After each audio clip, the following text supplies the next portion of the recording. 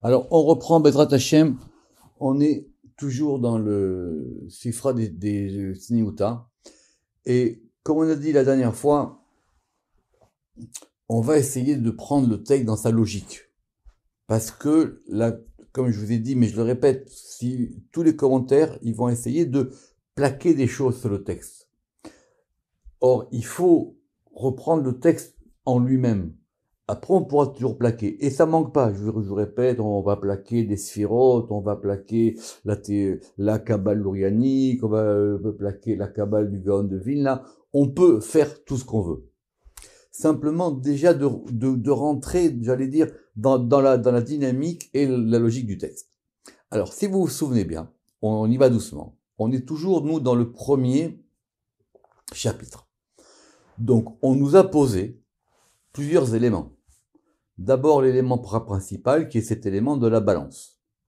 Cet élément de la balance, on l'a mis ensemble avec un visage ou une tête qu'on a commencé à décrire. On avait vu donc une tête, et cette tête, on lui avait donné des attributs. C'était ça qu'on avait appelé le Risoufa des Cholki Soufin. On avait compris que cette balance, c'était elle qui pesait tout, qu'elle était à l'origine d'un changement entre l'avant et l'après. On avait continué avec un crâne. Ce crâne aussi, on l'avait qualifié par des éléments, on va dire, on avait dit que c'était de la rosée, le cristal. On avait une membrane, c'est-à-dire la membrane crânienne. On avait des cheveux. Et tout ça donnait un flux. Et de ce flux, on avait, en tout cas, l'impression que sortaient beaucoup de choses. On a vu aussi des mots importants de vocabulaire, des mots qui reviennent. Donc, vous vous rappelez, on a la matkela. La matkela, c'est la balance. On a le shikula. Le shikula, c'est le fait de peser. On a vu la ashgahuta. La ashgahuta, c'est vraiment le fait à la fois de surveiller et aussi d'influer. On va laisser passer ces éléments ensemble. Et maintenant, évidemment, quand on est face à un texte comme ça, le lecteur, il se pose des questions. Ça veut dire, soit on est pris, on va dire, c'est un texte poétique, mais c'est pas le cas. Donc, on veut savoir qu'est-ce qui se passe. Or, tout de suite, on va maintenant, pour la première fois, et c'est le paragraphe qu'on va faire aujourd'hui, mettre des versets. Alors, premier préliminaire. En général, les versets dans le Zohar, ils viennent comme des preuves. Ou comme des preuves, ou comme des questions. Ça veut dire, on amène un verset pour nous dire, de ce verset, tu apprends ça. Ou si on nous dit la preuve, c'est que comme il est écrit dans ce verset, c'est qu'on doit comprendre quelque chose. Ici, dans le Sifra des Tzniuta, c'est différent un petit peu. À savoir que les versets, ils sont un peu, j'allais dire, lancés. On nous lance des versets. Et tout le travail de liaison des versets avec ce qui a été dit avant, ou après, ou pendant le raisonnement, il n'est pas fait. Dans le Zohar, normalement, on comprend, on dit c'est pas ce qui m'arrête comme ça, et donc de là tu peux comprendre ça. Ici, pas du tout. Alors, le premier verset qu'on va avoir ici, Bereshit bara Elohim et hashamayim ve'et haaretz. Au commencement, a créé Elohim les cieux et la terre. Pourquoi est-ce qu'on nous amène ça? On n'en sait rien. Simplement, on peut donc supposer qu'il y a un rapport avec ce qui est avant. C'est la moindre des choses. Comme il y a un rapport avec ce qui est avant, on comprend donc maintenant encore plus que cet élément de la balance qui avait tout organisé et qui avait déterminé un avant et un après, il est relié au principe même de la création. Vous allez me dire, mais c'était peut-être évident. Oui, mais on l'avait pas. On n'avait pas encore ça. On n'avait pas de notion de ça. Simplement, qu'est-ce qu'on avait comme allusion? On avait simplement, au début, vous vous rappelez, on avait que les premiers rois sont morts, et on avait cette expression un peu bizarre, Ve'ara idbatelat, et la terre était annulée.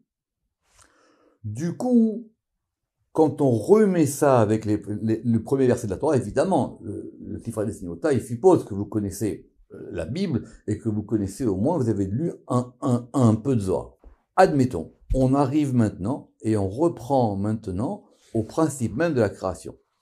Bereshit bara Elohim et hashamayim ve'et haaretz. Et donc on va revoir ou reanalyser ou reméditer le premier verset de la Torah, mais d'une manière complètement différente. Shita. Bereshit alayu. Shita, 6. Bereshit alayu et Bereshit sur eux. Facile. Bereshit 1, Bara 2, Elohim 3, Et 4, Hashamayim 5, Ve'et 6, Haaretz 7. Le premier verset de la Torah, il comprend 7 mots. Pourquoi on s'intéresse aux mots? On s'intéresse aux mots parce que, évidemment, les mots sont des entités. Évidemment, parce que les mots, ils vont donner un rythme. Ils sont les mots qui vont faire former la phrase. Mais parce que les mots, ils sont pas là, évidemment, par hasard, et ils vont donner, j'allais dire, un cadre. Comment on arrive à 6? On arrive à 6 si on met Bereshit de côté. C'est ce qui est marqué ici. Shita. Donc il y a 6 mots, mais il n'y a pas marqué mot. Le Sifra des Signota, il agit par allusion, par énigme. Shita. Bereshit alayhu et Bereshit est sur eux. Donc on comprend que dans ce verset, Bereshit c'est à part. Bereshit, évidemment, on a vu dans le Zohar, c'est le degré du commencement, c'est le degré de la sagesse, c'est Bet Reshit, ça fait 2 fois le commencement. Tout ça, c'est le Zohar classique au début de Bereshit. Mais Bereshit alayu, ça veut dire que Bereshit, c'est au-dessus. Il y a un degré qui s'appelle Bereshit, qui est le degré qui est au-dessus, et en dessous, Kulehu les Tatars. Et ils sont tous en dessous. D'accord? Rappelez-vous qu'à quel point, à tel point que, par exemple, le Zohar, il avait même été jusqu'à dire que quand on lit le verset Bereshit bara Elohim, normalement, si on lit bien, ça veut dire que c'est Bereshit qui a créé Elohim. Bereshit bara Elohim, ça veut pas dire qu'au commencement, Elohim créa. Parce que ça veut dire que la phrase, elle aurait été inversée. Bereshit, c'est le sujet, bara, c'est le verbe, Elohim, c'est le complément d'objet direct. Pachout. Donc ce degré de Bereshit, il donne quelque chose qui est au-dessus. Et Kulehu et tous, c'est-à-dire tous, les 6 qui restent, les 6 mots, ils sont en dessous. Vetalian Mishiv'a des Gulgalta, et ils dépendent des 7 du crâne, Ad Yekiru de Yakiruta. On a le crâne. Pourquoi c'est intéressant qu'on a le crâne? Parce que ça veut dire qu'on comprend que c'est lié à ce qui est plus haut. Le crâne, on l'avait vu plus haut. On avait vu plus haut qu'il y avait un crâne, Gulgalta. On avait compris, nous, qu'il y avait une tête. Vous vous rappelez? On avait dit qu'il y avait une tête et on avait dit que c'était Sitra Go Sitra. C'était un secret à l'intérieur d'un secret qui est dans un crâne. Donc, on continue. Simplement, on avait la balance dans cette tête qu'on connaît pas. Et dans la tête maintenant, dans le crâne, on va maintenant remettre ça en relation avec Bereshit bara Elohim. Autrement dit, on reprend la création. On reprend la création par rapport à cette notion de balance et de crâne. Alors, et donc je répète, Bereshit bara Elohim, on a 7 mots. On dit que Bereshit, il est à part, donc on a 6 mots. Vetalian Mishiv'a de Gulgalta, et ils dépendent des 7 du crâne. C'est quoi les 7 du crâne? Très bonne question. Ils dépendent du 7 du crâne, Ad Yekiru de Yakiruta. Alors, Yekir, c'est ce qui est précieux, c'est ce qui est honorable, c'est ce qui est glorieux. Donc on va traduire comme ça, jusqu'à l'honneur de l'honneur, ou jusqu'à la gloire de la gloire. Encore une fois, ce sont des expressions du Zohar qui apparaissent ici, et qui nous semblent évidemment énigmatiques. Mais, on voit bien que maintenant, on a associé au crâne le degré de 7. Mishiva de Gulgalta. Très bien. Alors évidemment, ceux qui ont déjà fait la Hydra Rabbah et la Hydra Zouta, surtout dans la Rabbah, on comprend que ce crâne, c'est le fameux crâne qu'on avait déjà vu un peu plus haut quand on a vu l'allusion au verset de Daniel, quand on avait parlé, vous vous rappelez, de Atik Yomin, c'est-à-dire cet ancien des jours. Cet ancien des jours, il a une espèce de visage particulier. La preuve, c'est qu'on avait parlé de ses cheveux. Et il y a 7 degrés par rapport au crâne. C'est ce qu'on va appeler, dans la Hydra et dans la Kabbale du Harizal, mais tout vient de la Hydra, qu'on va appeler les tikkunim. Il y a des arrangements et qui ici sont sur un degré de 7. Simplement, sans rentrer dans les détails trop techniques, on comprend que 7, c'est le principe même de la création. À tel point que le premier verset, il a 7 mots. Continuons. Ve'aretz tinyana. Lav bechushban ve'aitmar. Et la terre, la deuxième. C'est quoi la deuxième terre? C'est facile. C'est que le deuxième verset de la Torah, il dit quoi? Le deuxième verset de la Torah, il dit Ve'aretz haïta tohu vavohu ve'chosher al peneteom. Donc on a 2 fois terre. On a une première terre dans le premier verset de la Torah, et on a une deuxième terre dans le deuxième verset. Simplement, faisons attention. Dans le premier verset, on nous décrit une création en 7 parfaite. Au commencement, Elohim, il a créé les cieux et la terre. Le deuxième verset, il nous décrit maintenant un élément du premier, qui est la terre. C'est-à-dire, on va spécifier. Or, cette terre, qu'est-ce qu'elle a? Elle était tohu vavohu. Donc, on va faire attention maintenant à chacun des mots. Elle était tohu et vohu. Tout ça, on l'a vu dans le soir. On a dit que c'était quoi? On a dit que c'était des éléments du théum. On vous rappelait qu'on avait parlé même des pierres visqueuses. On l'a vu ça au début des Tikkun HaZohar. Tohu vavohu. Vechocher et l'obscurité. Al pene amaim, sur la face, al peneteum, pardon, vechocher al peneteum, et il y avait de l'obscurité au-dessus du théum, on traduit comme étant l'abîme, ça marche. Veruach Elokim merachefet al pene amaim, et le souffle de Elohim, merachefet, c'est encore un mot compliqué, on va dire ici que ça plane, ça survole, ça passe un peu au-dessus. Al pene amaim, des surfaces de l'eau. Question. Est-ce que la deuxième terre, c'est la même que la première?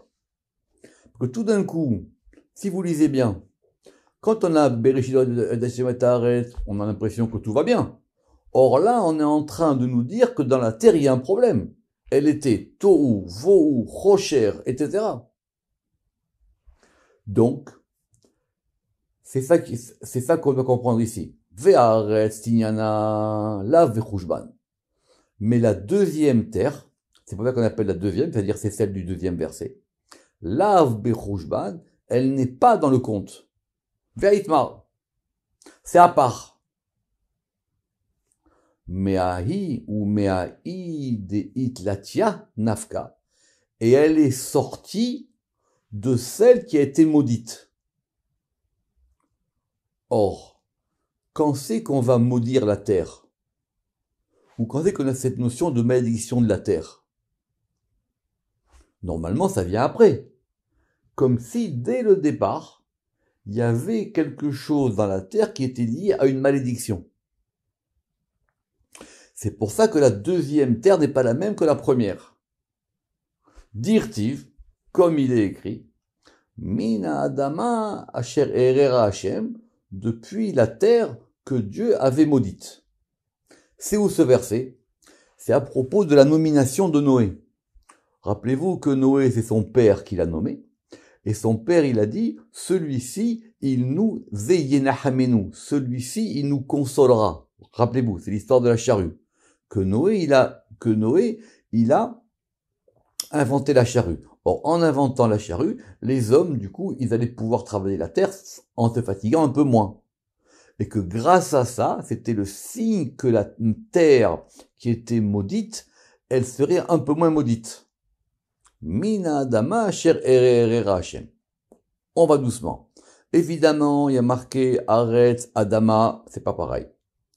Deuxièmement, on a l'impression que d'abord, ici, le texte, il fait une espèce de carambolage des versets, et qu'on nous met un avant et un après, pour nous faire comprendre quoi?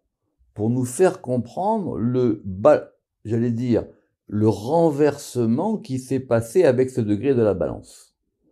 Mais on nous le dit pas. C'est à nous de le comprendre. Donc je reprends. Ve'arestignana et la terre la deuxième, la Verouchban Veitmar, elle n'est pas dans le compte et cela a été dit. Ça a été dit où dans d'autres textes du Zohar? Ou Me'aïd Latia Nafka. Et elle est sortie de celle qui était maudite.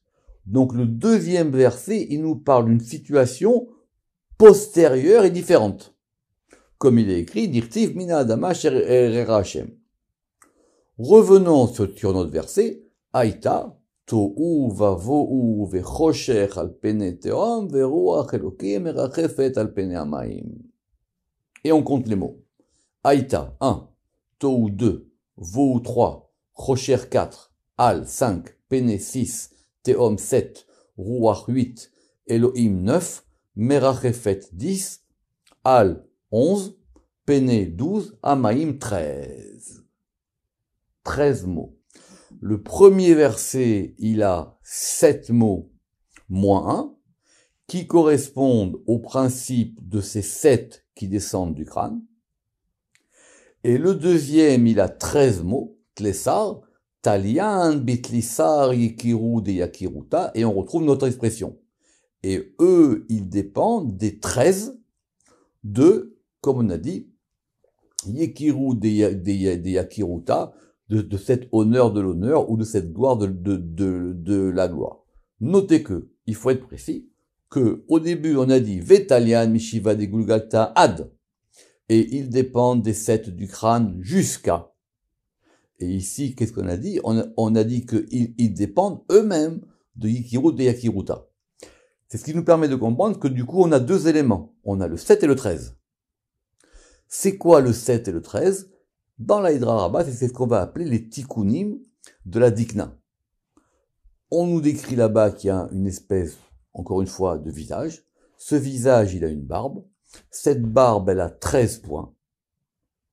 Et ces 13 points, ils vont désigner un influx, ce qu'on appelle les tikkuné à Dikna. Et cet influx, c'est l'influx des 13 mesures de miséricorde, qu'on va retrouver par exemple dans la Torah. Mais il y a aussi un degré de 7 auquel on reviendra. Mais pour le moment, tout ça, c'est en allusion. Donc c'est vrai que de là, on va dire, et c'est marqué dans la Hydra, etc., etc. Mais le texte lui-même, il est, j'allais dire, volontairement embriqué de cette manière. Shita al-feshenin, talian beshita kadmae. Shevia alayhu, de taka vilchodoy. On continue, c'est toujours le découpage du Ramak. 6000 ans dépendent, Talian, Beshita Kadmae, dépendent des 6 premiers. C'est quoi les 6 premiers? Ce sont les 6 premiers mots. N'oublie jamais qu'on n'est jamais hors contexte. Donc on a compté que Bereshit, Baralun, c'était 7 mots. Bereshit, c'est à part, ça fait 6 mots. Ces 6 mots-là, non seulement ils décrivent le principe de la création elle-même, de façon générale, mais ils décrivent aussi une temporalité. C'est quoi cette temporalité? C'est 6000 ans. Est-ce que l'humanité, elle dure 6000 ans? Est-ce que c'est comme c'est marqué qu'au bout de 6000 ans, le monde sera détruit? On peut après ramener des midrashim. Mais notez qu'on a compris du premier verset de la Torah un élément qui va au-delà même de la création, puisque il s'agit même de l'histoire complète de l'humanité. Donc, Shita al-Feshanin, 6000 ans, Talian Beshita Kadmai, ils dépendent des 6 premiers, et notre 7e, Shevia Alayhu, et il y a un 7e qui est au-dessus. C'était quoi le 7e qui était au-dessus? C'était le mot Bereshit, ce qu'on a dit plus haut. Donc quand on note, comme je le fais, les interactions du texte, vous voyez bien que le texte en lui-même, il décrit une trame. Shevia Alayhu, des itetakef bilchodoy, qui se renforce, bilchodoy, qui se renforce en lui-même. Le degré de Bereshit, il est à la fois le degré du commencement, mais il est en même temps le degré de, j'allais dire, de la force de la création. C'est pour ça qu'on l'a mis à part. C'est pour ça qu'on a dit il y a un Bereshit et il y a les degrés qui sont en dessous. Donc si on doit comprendre, comme c'est marqué ici, que l'humanité elle a un cycle de 6000 ans, ce cycle de 6000 ans, il compte pas le Bereshit. Parce que le Bereshit, c'est un degré à part qui est le 7, qui est au-dessus. Et lui, il a une force en lui. Ve'itecharif kula betresar shate. Et tout a été détruit en 12 heures. Ça veut dire quoi? Tout a été détruit en 12 heures. Alors évidemment, les commentateurs, c'est là qu'on va rentrer dans, on va dire, dans la dimension un peu eschatologique du livre. Ça veut dire de quoi on nous parle. Alors vous verrez chez le Gaon qu'on a voulu dire que l'humanité elle dure 6000 ans et que le monde il sera détruit en 12 heures et que après ce monde-là il sera renouvelé pour le monde du 7e millénaire. D'où est-ce qu'on a 12? Nous on avait 13. Je reprends. Aïta to vavo vechocher alpeneteom veroach elokim erachefet alpenamaim, c'est 13. Donc apparemment dans le deuxième verset, on doit sauter un élément. Dirtiv, comme il est écrit, Aïta tohu vavohu vechocher alpeneteom, elle était donc la terre tohu vavohu vechocher alpeneteom veroach elokim erachefet alpenamaim, sauf 1 degré. Il y a donc 13 degrés. Ces 13 degrés, c'est en même temps quelque chose qui permet d'arranger les choses, mais on va en sauter un. Lequel, pour le moment, on ne sait pas. A priori, je vous dis, c'est le Haïta. Mais on va expliquer pourquoi. Tlissar yekim loun berahame. Et donc, il y en a, donc, nous, on avait Tressar, d'accord? Tressar, c'est 12. Maintenant, on a Tlissar, 13. Yakim loun berahame. Et il y a 13 qui les élèveront en miséricorde. Donc, ce degré j'allais dire, du manquement de la terre. Et du coup, vous allez comprendre maintenant pourquoi on avait marqué au début, Ve'aretz idbatelat. C'est comme ça que maintenant le texte, il se lit à lui-même. Au début, qu'est-ce qu'on a dit? On a dit Ve'ara idbatelat. Maintenant, on comprend de quoi il s'agit.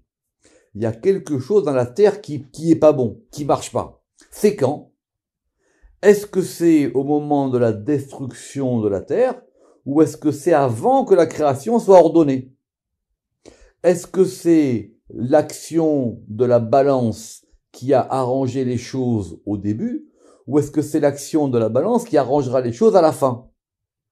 En tout cas, dans les deux cas, ça dépend de ce fameux crâne qui est lié au principe de 13. Et ce principe de 13, Tlessar, Yakim Loun Berahame, lui, il les élèvera dans la miséricorde. S'il les élèvera pour elle, c'est parce qu'ils sont tombés. Ou Mithadeshan Bekadmita, et il les renouvellera Bekadmita comme au commencement. Au commencement de quoi? De Bereshit. Vekamu Kolinun Shita, et donc se lèvent tous ces 6. Donc, tour de Sod extraordinaire du Sifra Desniuta, on nous parle à la fois de l'avant de la création qui a été mis en place par la balance, et à la fois à la fin de la création, quand les choses vont se remettre en place. Je relis parce qu'il faut comprendre. Tlesar yakim nun berahame. Donc il y a ce principe de 13. Ce principe de 13, maintenant ici, on l'a associé aux miséricordes. Yakim nun berahame. Donc évidemment, ça fait allusion que je dis dans les Darabas, les 13 attributs de miséricorde. Ou mitra deshan bekadmita. Et il va maintenant les renouveler comme au commencement. Le commencement de quoi? De début. De Bereshit bara Elohim tashiv et haaretz. Vekamu kol inun shita. Et donc vont se lever tous ces 6. Donc il y a dans la création elle-même le secret même de la création et de l'histoire. D'où est-ce qu'on apprend ça? Des verbes. Begin, dirtiv, bara. Parce qu'il y a écrit, dans le premier verset, c'est quoi le verbe? Bara. Il a créé. Donc il y a une création, qui est au départ. Ou le bata active, et après il y a écrit aïta. Et après il y a écrit elle était. Très très bonne question qui est déjà posée dans le Zohar. Comment vous comprenez ces deux verbes? Est-ce que le haïta, il vient après le bara, ou est-ce que le bara et le haïta, c'est au même temps? J'explique. On dit, au commencement, Elohim, il a créé. Et la terre, elle était. Est-ce qu'elle était au même moment de la création, ou est-ce qu'elle était auparavant de la création? Autrement dit, est-ce qu'au départ, la terre, elle avait des problèmes, et quand on a créé, après, ça a été mis en ordre? Comme on l'a dit, Bereshit bara Elohim et Hashim et haaretz. Est-ce que le haïta, en gros, c'est un passé antérieur? C'est-à-dire, on nous dit, il y a la création, les cieux et la terre, mais attention, il y avait un ordre auparavant. Dans la Torah elle-même, on voit ça. Et il y avait un haïta qui voulait donc dire, bien avant ça, la terre n'était pas en ordre. Ou bata active haïta. De avat vaidai. Parce qu'elle était vraiment comme ça. C'est-à-dire, c'est vraiment sûr. Ou le basof, et après, à la fin, tohu vavohu vechocher. Et effectivement, les éléments négatifs. La terre, elle est en tohu, en vohu et en chocher. C'est pas la terre sur laquelle on veut que la création se pose. D'ailleurs, même d'après le pshat, est-ce qu'on comprend, nous, comment est-ce qu'on passe du premier verset, quand on dit que la terre, elle était organisée avec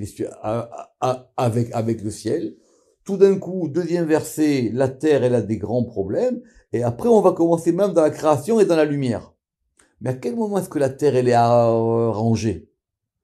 Finalement, comme si le deuxième verset, il était antérieur au premier. Mais, comme on veut avoir le principe, ce principe-là, il s'appelle Bereshit. Donc tout ça, c'est les éléments qui sont, comme je dis, enchevêtrés, méchoulaves, l'un dans l'autre, dans Tifra Desniuta.